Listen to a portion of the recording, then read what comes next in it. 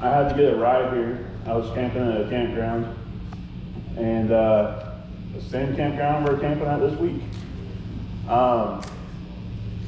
Same weekend. So, you know, showed up drunk to this thing and to this concert called Move the Hills, and tried to get in a fight with people. Not me, but you know, I ran out of beer. At my campsite. My friend Amanda, she's here tonight. I called her up and I said, Amanda, I need more beer. And she literally comes and gets me, takes me to Kroger. It's on that drive that this event called Move the Hills was going on. And she tells me about it. Disciples playing, Chaotic Resemblance is playing, The Protest is playing. I didn't know about these guys. I didn't know about Protest. I knew about Disciple, but I didn't know anything really. I showed up here, and there's a field right out here, and literally, guys, I walked in here, I talked to Sean, and literally the life change started when I was at the campground. Because when she told me about this concert, I really felt a tug on my heart. You need to be here. You need to get there. And so I got here. I walked in, wanted to start fights, and literally talked to Sean. He said, you know, you got a God-shaped hole in your heart, and you're filling it with alcohol, and you can try to keep going and doing it that way, but it never works. And you know, he said it tonight. I walked out to this field over here. It's still kind of light out, you can kind of see it. I walked out to this field and I said, God, I can't do this anymore. I am a drunk, and if I keep living this way, I'm probably going to be dead, in jail because I hit somebody. It could be anything. Could have been an OVI. Could have been anything. So anyway, went out in this field, dropped down on my knees and said, God, I'm done with this. I give you my life. I give you my heart. You guys that came up here today when 3 Days Under was up here and you dropped your stuff down, don't walk out the door with it. Leave it there. I literally walked over to Disciple, to Kevin Young, the lead singer, and I said, Kevin, I left some stuff in that field. It's there. If you want it, you can go get it. But I'm not going back to that. Well, I'm not dropping a promise. But literally, I walked back here.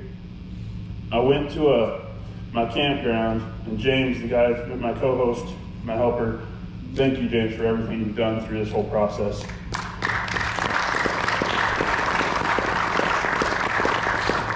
I went back to the campsite and literally dumped all my beers out. And I have not touched one drop of alcohol.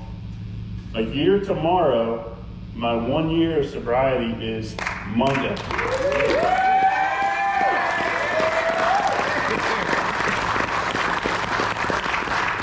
But I'm not a perfect person. The person I was before was, and there's some of this stuff that my dad don't know, my sister don't know, no, none of my family, all my family's here. It took 3 strikes. Move the Hills was 3, but I was laying in an alley in Short North in Columbus, and a homeless guy found me passed out. That was strike 1. Strike 2, I went out for a night out and don't remember anything. I literally was on the newspaper and the 10 TV and all the news channels because I blacked out and didn't remember anything. I thought I probably killed somebody. I didn't, but it got to that point where I was drinking so much that I did not know what I was doing. So move the hills and everything, I'm sober. And throughout the process, throughout this year, I've had some challenges in my life. Job changes, that's a whole different story.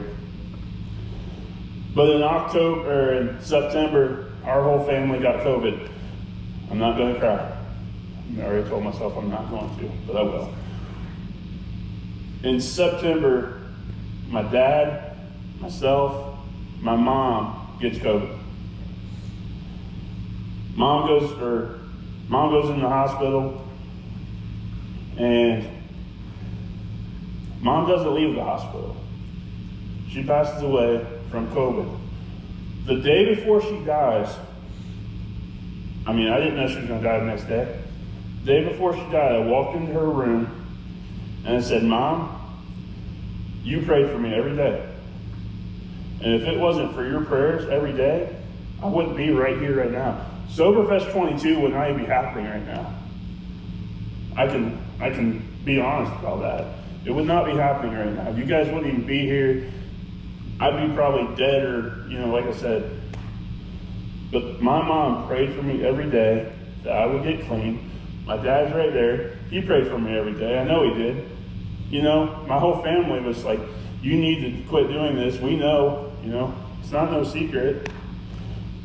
And literally, the day before she died, I told her, Mom, I know you can hear me, but I will not pick up another drink as long as I live because of her prayers. And that's my story. Break the Bottle podcast. I have a little table back here, and I have a YouTube channel, a Spotify channel. There's stories just for the whole year, all the way through, of all the cool things that have happened.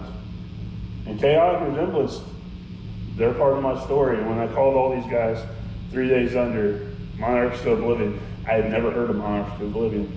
Just gonna be honest, Safe Cup actually said, hey, you need to bring Monarchs to Oblivion. Okay, you guys killed it tonight. And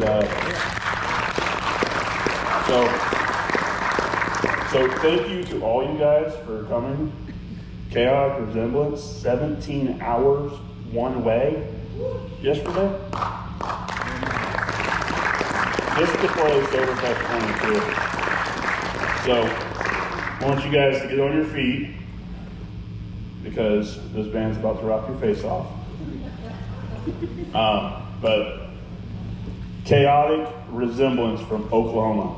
Yeah.